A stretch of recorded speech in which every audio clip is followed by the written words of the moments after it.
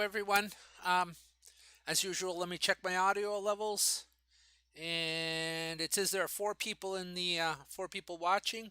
Let me know if you can't hear me.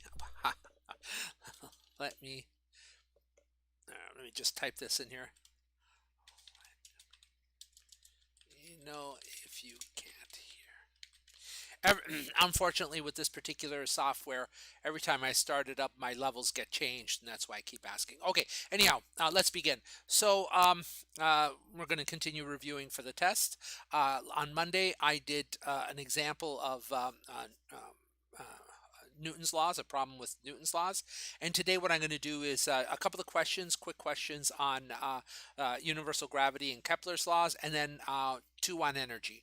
One, a simple one on energy with a spring, and another one on simple harmonic motion. Okay, and that'll prepare you for the test. And there was no change. I'm still at there's still 28 questions. I looked at it and I went through it myself, and it should take you 1 hour to do. But as I said in my email, you get 2 hours. Okay. All right, so let's start. If you remember, Newton's laws were uh, actually devised to try to explain planetary motion. It just happens that they work here on Earth too. They work on scales anything bigger than like molecules and smaller than a solar system. So that's quite a range in which they work. And so that's their origin. But there was one other law, and that was the universal gravitational law, which basically said that between any two masses in the universe, there's an attractive force. But you say, well, I don't feel myself attracted to the walls. I just feel myself attracted straight down because of gravity. Yeah, because you have to be pretty big, like planetary size, before you get a substantial amount of gravitational force. Okay, and so that's what this first question is meant to look at. Okay, so what is the gravitational force between two 1 gram masses? So 1 gram is pretty small, 1 centimeter apart. So you can imagine like two little masses here, like maybe two little ball bearings that are about 1 centimeter apart. What's the gravitational force between them? And then for part B, what's the gravitational force between the Earth and the Sun? Okay, so much different scales. All right, well, let's begin here with the first one. And I'm just going to cut and paste this answer because it's really straightforward. The only mistake you could make in a question like this is if you type in the numbers wrong, or maybe you don't convert right, but other than that, it's pretty straightforward. So here's the formula right here. It's actually the second line. It's the force of gravity between two masses is capital G m1 m2 over r squared, where capital G is the universal gravitational constant, this number right here. And I would never ask you to memorize that on the test. I would give you this. It is an open book test, so you could Google for that number, but I would give it to you so you don't have to waste your time going after things.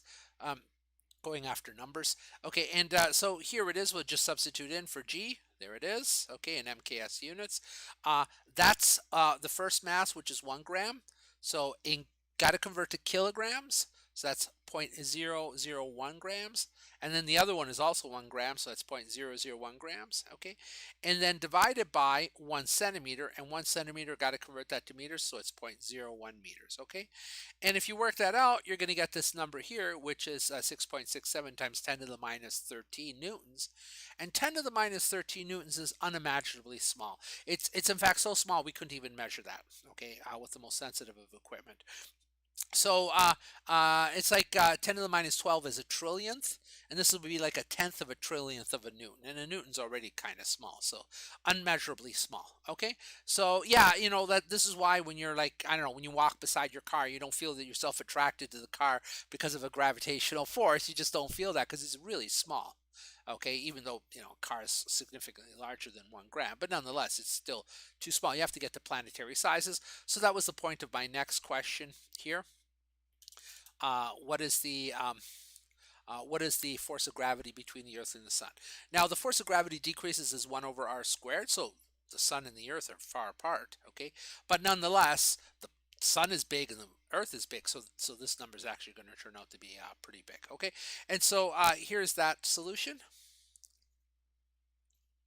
Right? Tell me if I'm going too fast, if you're writing this down, if I'm going too fast, but I don't want to waste your time with something that's kind of simple. Okay, so for this one, you're going to use the same formula right here. Okay, but now you're going to need the mass of the Earth, the mass of the sun and the distance between the Earth and the sun.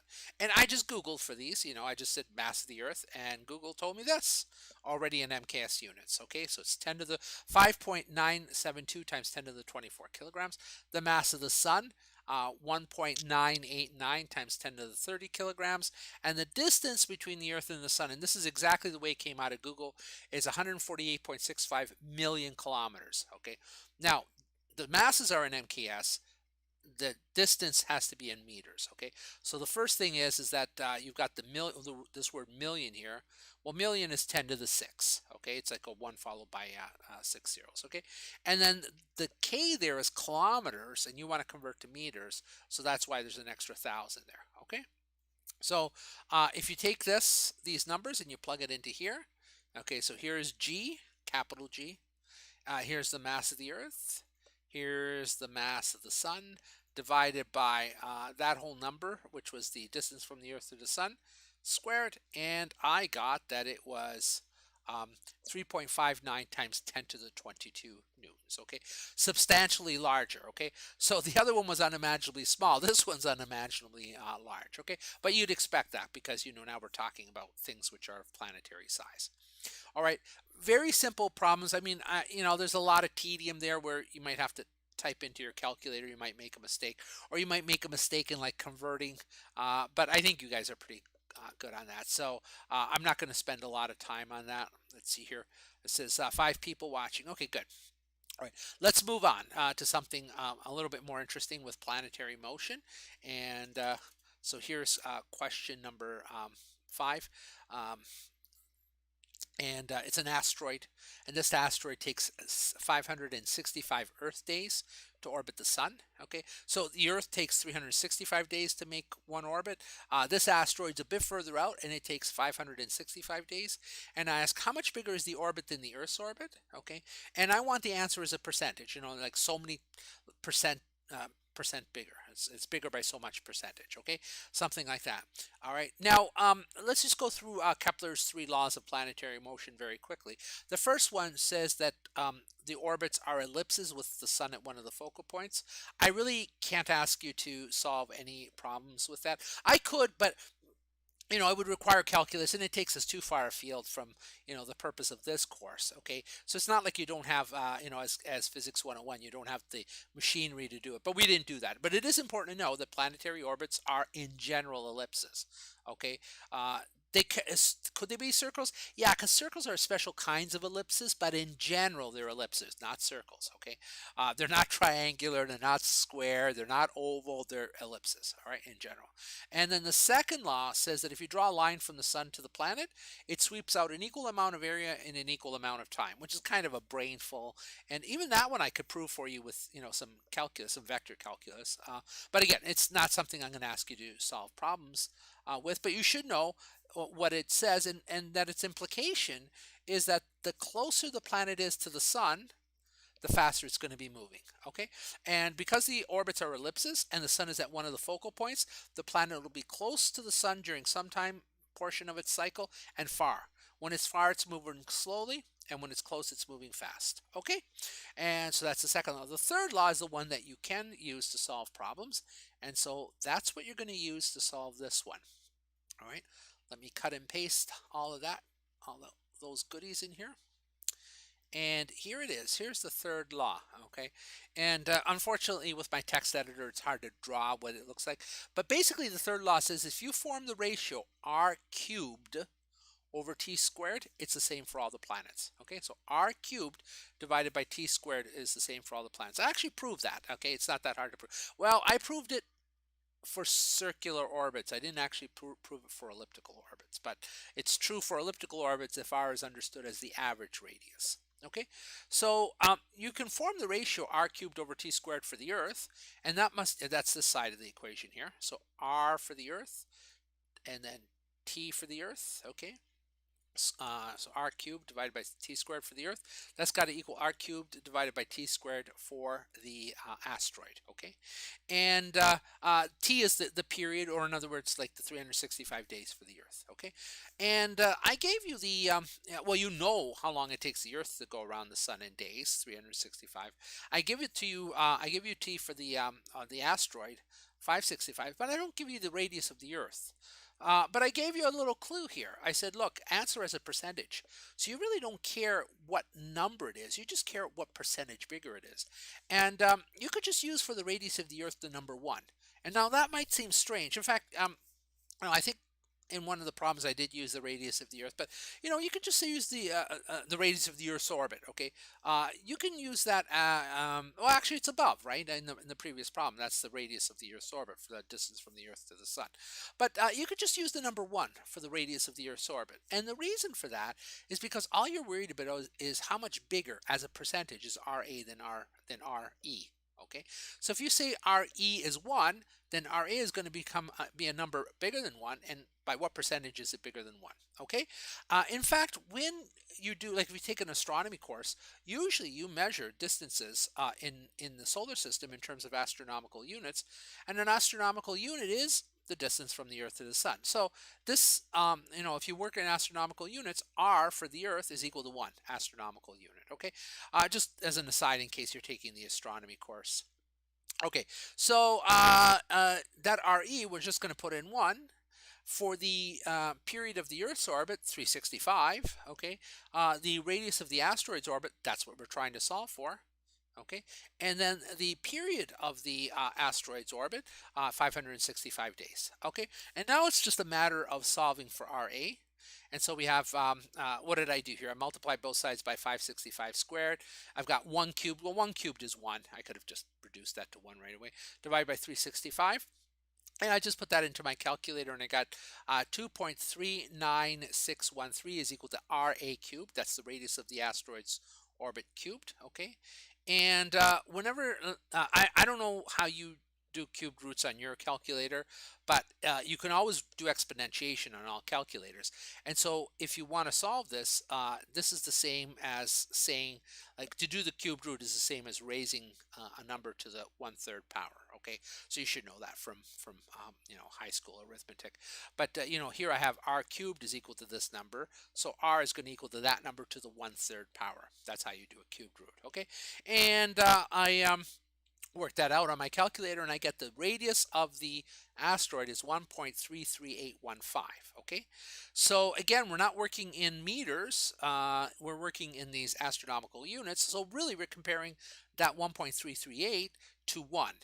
And you say, well, how much bigger is it? Well, it's bigger by 0.338.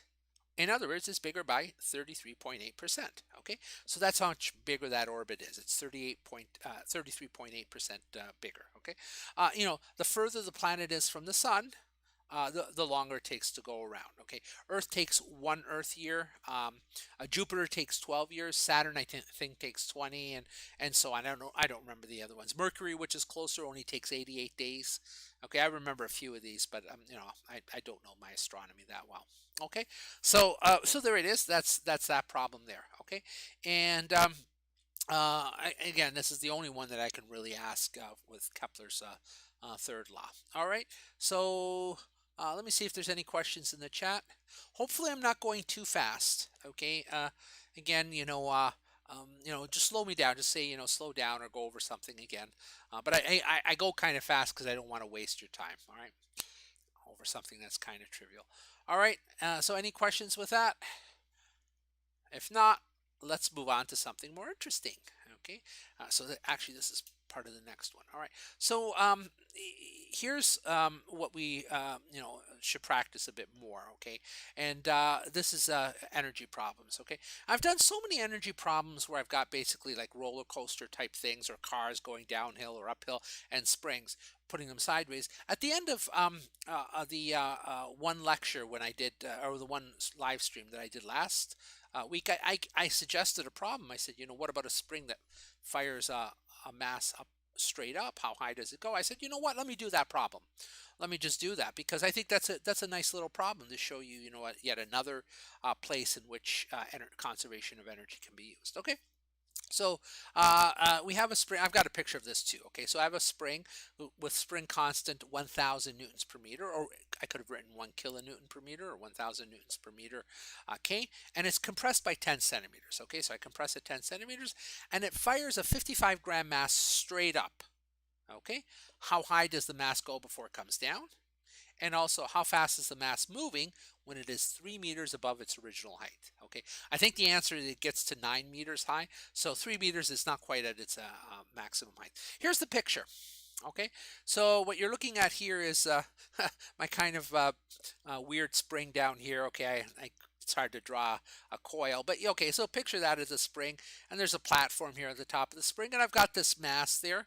Okay, and that square box there is my 55-gram mass. Okay, and the red arrow here shows that I've compressed the spring by 10 centimeters. Okay, and I'm going to take that point there at h equals 0. Okay, and you can think of the spring as just kind of loaded, but it's not moving. You know, I haven't pulled the trigger yet. So the velocity at that height of h equals 0 is 0. Okay, so there's no velocity at that point. All right.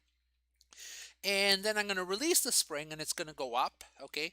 And part B is I'm going to say, well, how fast is it going when it passes the 3 meter mark? Okay, that's part B. But it's actually going to go higher, higher, higher, higher.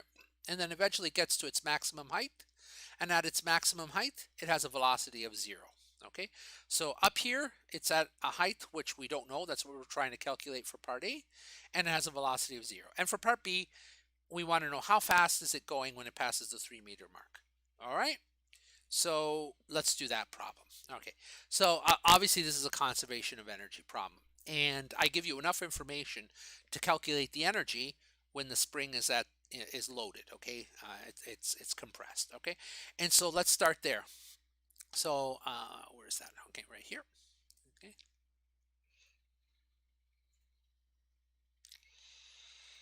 all right. Yeah, let me move this down because that's, like I said, for the next part. Okay, so let me see. Good. Okay, so the total energy of the system is made up of a kinetic energy, and I use the square brackets there. You'll notice the square brackets here, right here, like this.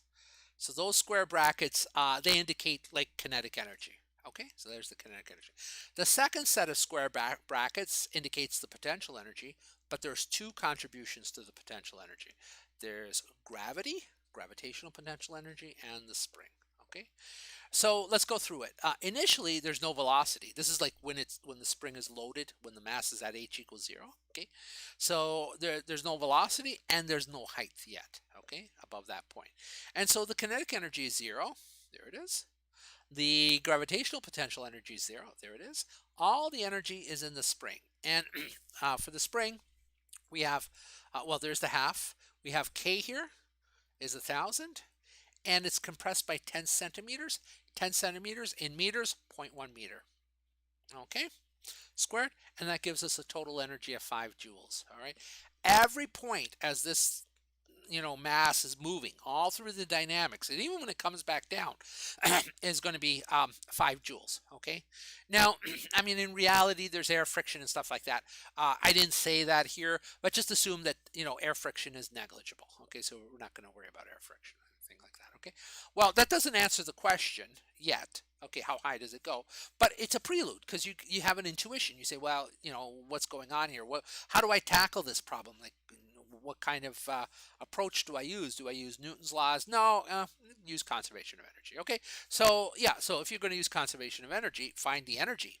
Okay, because that's the key to the rest of it. Okay, now when it gets to its maximum height, that's this next solution that I have right here.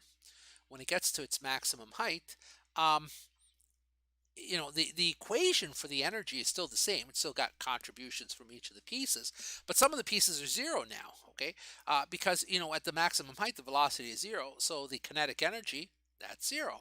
Okay, and in the potential energy, there's potential energy because now the spring is up high, and so h is not 0. There it is there. Okay, but the spring is decompressed. Okay, and so that x is 0 there, and so the potential energy to the spring is 0. Okay, now the mgh, we know m, that's, what did I say it was? I said it was 55 grams, so be careful. 55 grams converted to kilograms is, divide by 1,000, in other words, is 0.055. Okay, so there it is in kilograms. G, throughout the course, we've been, approximating G as 10, just to make life easy mathematically. So G is there, and on the test too, all right? Not in the labs, though, okay? I mean, because in the labs you really have to, because you're measuring things in the lab.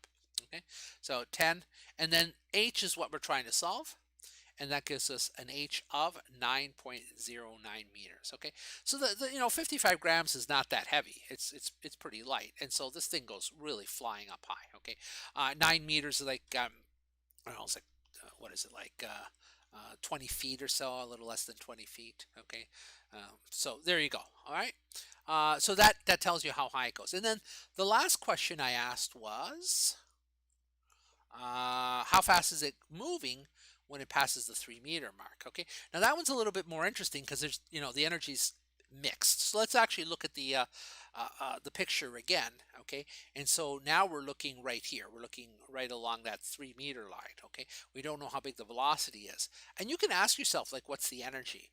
Well, the spring is already uncompressed because the spring is only compressed 10 centimeters, and we've already moved 3 meters. So the spring is out of the picture at this point. Okay, so it has some height because it's 3 meters above its original height, so it's got some gravitational potential energy, but it's also moving. And so now the energy isn't in just one of them, it's a mix of potential energy due to gravity and kinetic energy. Okay, so let's solve that one. Okay, and there's the solution for that one. Okay, right there. Okay, so if you take a look here, h is equal to 1 meter, v is unknown, that's what we're solving for, and x is equal to 0 because the spring is decompressed completely. Okay, so there is a kinetic energy. It's 1/2 mv squared. There it is. Now we know e is 5, so I guess we should start there. E is 5 joules. All right, it's conserved. And there's the kinetic energy, 1/2. There's m. And v we don't know, so just leave it alone as v squared. Okay. And mgh, there's m, there's g, and h we know is 3 meters. Okay. And 1/2 kx squared due to the spring, nothing. Okay. So actually I could even write in here plus 0 because the spring potential energy, just to indicate that there's no spring potential energy left. Okay, so that reduces to this. All right, and so the potential energy is 1.65 joules. All right, and so subtract both sides, subtract from both sides, and then solve for v, and it turns out that v, when it passes the 3 meter point, is like 11 meters per second going up.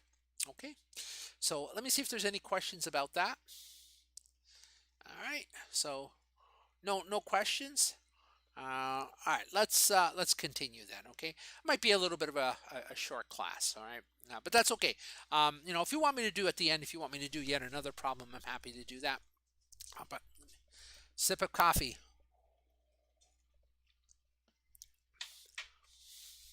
Sorry, I hope you didn't hear me slurping there.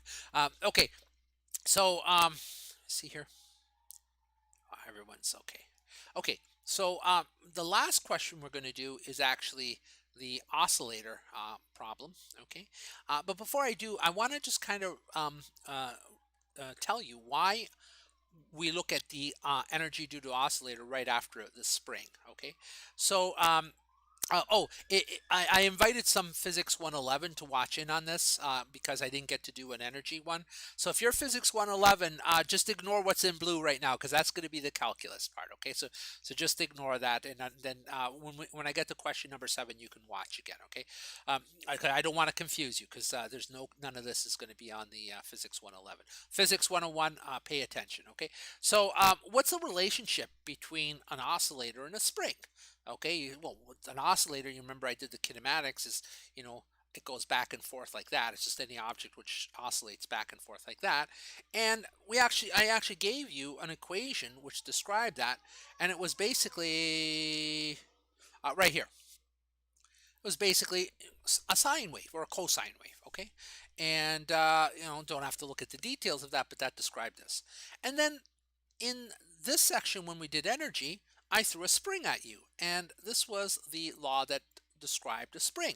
It basically says, the harder you pull in the spring, the more it's going to displace, and it's linear. Okay, so here F is the force that you apply in a spring, and X is how much the spring displaces. And what's K? K is the spring constant. It's a measure of how stiff that spring is, okay? So, given a spring of a particular spring constant, if I pull it with, say, 1 Newton force, maybe it moves that far. If I pull it with 2 newtons, it's going to move twice as far. If I pull it with 3 newtons, it's going to be 3 times as far. In other words, X is linear in F, okay? So that's what this says. And that's how a spring behaves. That's called Hooke's law, okay? Well, we all know Newton's second law, F is equal to ma, okay? And we also know from our kinematics that the acceleration is, by definition, the second derivative of the position. Okay? If you put all those things together, okay, spring, Newton's second law, and the definition of acceleration, guess what you get out? You get out an oscillator. And basically, the whole point of giving you this was to show you that springs, when you stretch them, oscillate. Okay? And that might seem obvious. You might say, well, my intuition tells me that. But, here it is, first of all, mathematically proven. And secondly, it's not always clear, that that's the way it would work. But yeah, it does. Okay? And so, if you take F equals ma, and for F here you put in minus kx, so that's F. And there's m, and there's a.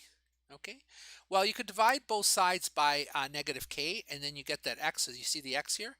You get that x is equal to minus omega squared times d2x by dt squared. And you go, wait a sec, where did that minus omega squared come from? Because there's an m, and there's a k. Yeah, my omega is going to be, by definition, the square root of k over m. And we're going to use that in a minute. Okay, so I'm just throwing omega in there.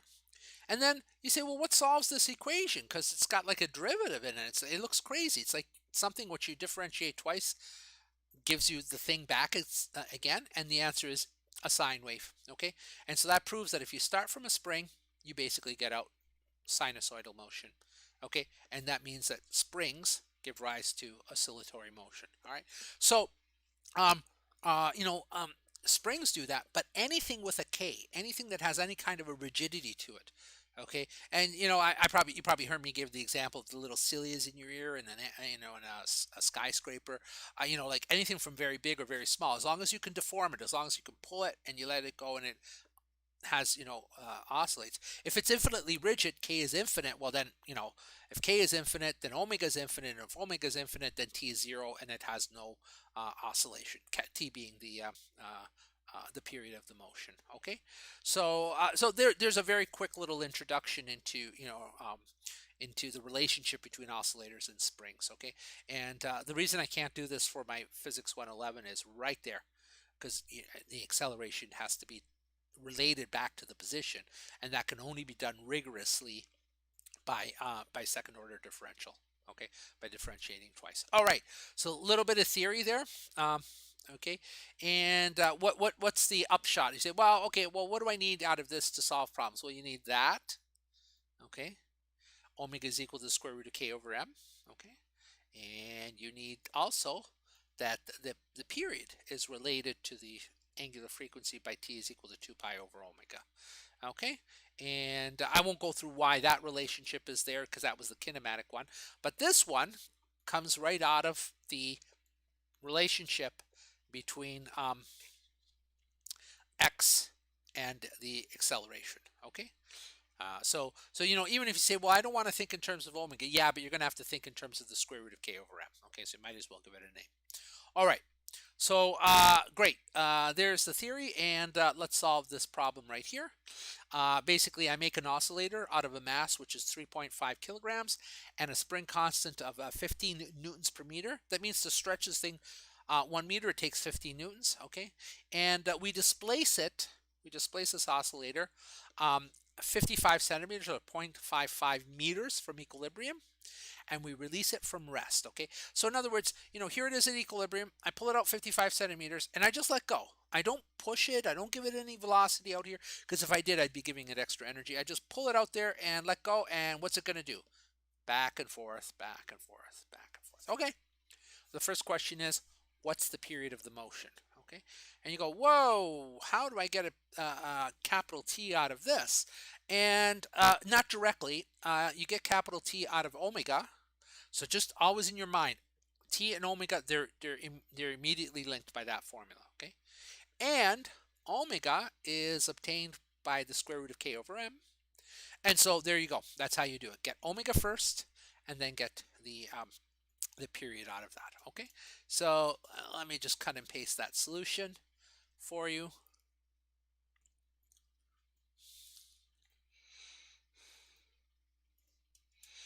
All right, so there you go. You're going to use these two formulas. The period is equal to 2 pi over omega, and omega is equal to the square root of k over m. Okay, so omega is going to be the square root of k over m. K is 15. M was 3.5. That gives you an omega of 2.0702. Let me show you what the units are here. In case I asked for omega, you want to make sure you know what the units are. They're hertz, okay?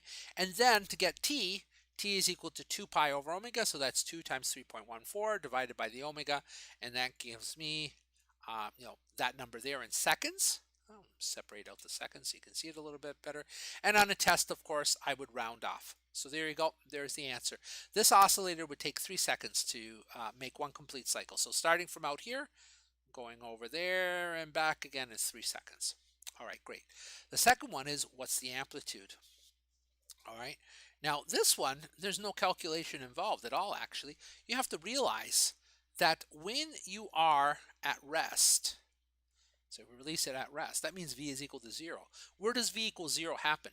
At the endpoints. Okay. And that means that I start the thing at its amplitude. In other words, when I let go at that 55 centimeter point, it's not going to, when it swings back, it's not going to go past the 55 centimeter, 0.55 meter. Okay, it's going to go up to 0.55 meters and turn around. Okay, that is its amplitude. All right, remember V is equal to 0 at maximum displacement. V is equal to 0 when X is equal to A. And I give you that displacement, and that's 0.55. Okay, so there you go. Not much there. Now, I would ask that question on a test, and some people might just, they might read this and they might not in their minds realize that that displacement of 0.55 meters has to be the amplitude, because that's where the velocity is 0. Okay. All right, let me do the next one. What's the maximum velocity? Okay, so you look at this and you go, well, what did I give you there that you can use to get maximum velocity? And I mean, this is the section on energy. So energy is the key there. And remember, when it's out here, when it's at max, so equilibrium in the middle. So my finger here is equilibrium, and it's going to go back and forth like this. When it's out here, it's all potential energy. When it's in the middle, it's all kinetic energy. When it's out here at the other side, maximum displacement, other side, potential. So it goes all potential, all kinetic, all potential, all kinetic, all potential, and so on. Purely potential energy at the endpoints, purely kinetic in the middle. What about in between? Neither at the endpoint nor at equilibrium, a mixture of both. Okay, and so you need energy for this. So did I give you enough to calculate the energy? Yeah, because I gave you the amplitude. All right, so let's take a look at that solution.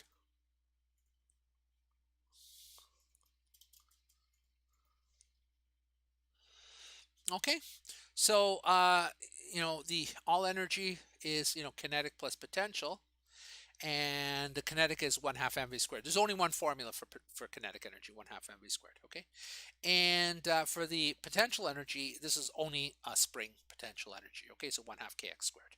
Okay, and uh, uh, what do we have here? Well, I gave you the uh, all the information at the endpoint here. Okay, and so at the endpoint, the velocity is 0. So v is equal to 0, and x is equal to a. X is equal to the amplitude initially. Okay, and so so I guess I could say here since the velocity is 0, the kinetic energy is 0. So that's my first 0 there. This kinetic energy is 0. Okay, plus 1/2 kx squared. Okay, there it is. And so it's 1/2. K is 15, and x is 0.55 meters squared. Okay, and that turns out to be 2.27 joules. All right. Now that didn't answer the maximum velocity yet. That just told you the energy. But what did I say? The energy is all potential here. It's all kinetic in the middle. All right. So just do this again, but now concentrate in the middle. All right. Like this. So you could start with the same formula, but now you're looking at a different part of the cycle. You're looking at that part of the cycle at equilibrium, where x is equal to 0, and that's where v is equal to v max. So this formula here, E, well, we have E. It's this number right there, okay? So on the test I round off, but when you do your calculations, you can keep those extra digits to avoid like accumulating round off errors, okay? But when you go to match them on, on the test, because it's multiple choice, match them based on, just rounding off the three significant figures, okay? So here's the formula, okay? Now here's the energy, because we have that. We have the kinetic energy, well, we're trying to solve for V in the kinetic energy. So 1/2, and there's the mass, there's V, but now this V is V max because you're at equilibrium. And the potential energy, because x is equal to 0, that's 0. So actually, let me write in a 0 there like that, okay? So there is no potential energy, okay? And just solving, I'm not going to show you the details of that. It turns out that Vmax is equal to 1.14 meters per second. Okay, so that's how fast it's going at equilibrium. That answers that question. All right, and then finally, how fast is it going at some intermediate point in the cycle? Not at equilibrium, which would be x equals 0, not at the end point, which would be x is equal to 0.55, but at x 0.25. How fast is it going at x is equal to 0.25 meters. All right. Well, again, energy is conserved, so start there. Start with this one. Okay, there it is. And, kinetic plus potential. Find V when x is equal to 0.25 meters. Okay, so we can't drop either the kinetic or the potential. There's the total energy. There's the kinetic. We don't know V, so 1/2 m. And then V, we just leave that alone for now, okay? And then the potential is 1/2, K is 15, and X is 0.25 squared, all right? And solving for V, I get that, and rounding off, I get that, okay? So the velocity is 0.01 meters per second, okay? And you say, does that make sense? Yeah. It has to be less than the maximum velocity, okay? Remember the velocity, so equilibrium right here, my finger right here is equilibrium. Here's the oscillator out here, that's where it's at V equals 0, and it speeds up, speeds up, speeds up, speeds up until it gets to the middle at equilibrium. That's when it reaches 1.14 meters per second. So it's 0 out here, 1.14 meters per second. Somewhere in there, which is that, displacement of 0.25 meters, somewhere out there, it's going to be between 0 and 1.14, and 1.01 sounds about right. Okay, it's not a proof that you're not going to like specify it exactly.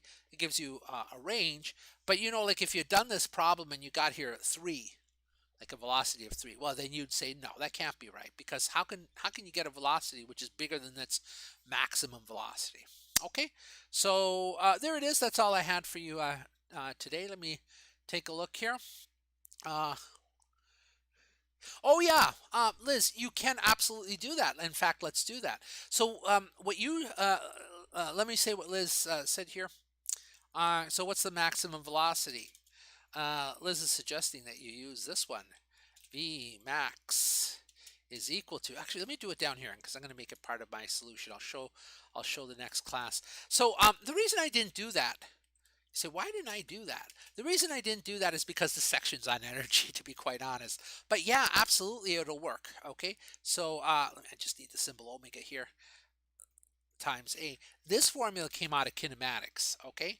And it's actually embedded inside the conservation of energy. But yeah, it would absolutely work. And it would be easier, in fact, okay? It would be easier. So what's omega? Omega was this number right here.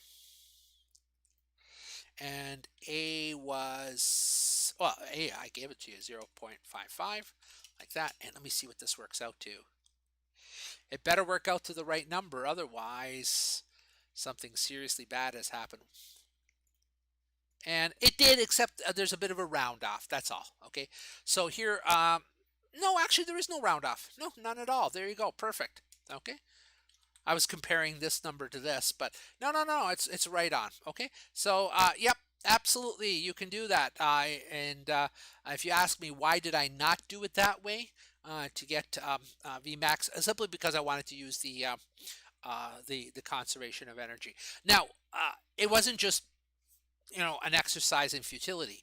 The reason the conservation of energy is a bit better than that Vmax formula, Vmax is equal to omega A, is because, yeah, you can use that here for Vmax, but you can't use anything like that over here for like the general case. Okay, and so whereas this formula certainly works if you're going to relate maximas, if you want the velocity at some other point, nah, it's not going to work. You're going to have to fall back on this formula right here. Okay, so the reason I kind of use that all the way through is to show you that that's consistent at the end point, in the middle, and everywhere in between. Why? Well, because the energy is the same at every point. If you can calculate the energy at one point, you've got the energy at all points. Okay, so I think I answered your question. Yes, you can use that, and although that one is limited, the Vmax is equal to omega is limited to just this very strict uh, relationship of maximum x and maximum v. Okay, it won't work. It won't generalize, whereas the energy will. Okay, so all right. Any other questions? Otherwise, we're done.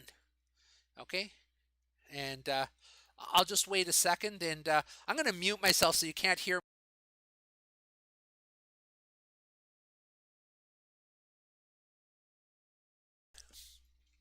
There, I muted myself while I sipped, so you didn't have to hear me slurp. But let me see. Is there any other questions? Is everyone okay?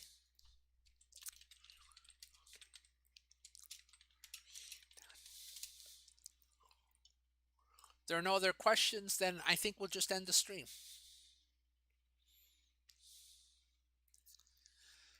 All right. I'm not seeing anyone pipe up. Thanks for the question, Liz. Um, that was very insightful. Actually, I probably should have alerted people to that fact. All right. Bye bye.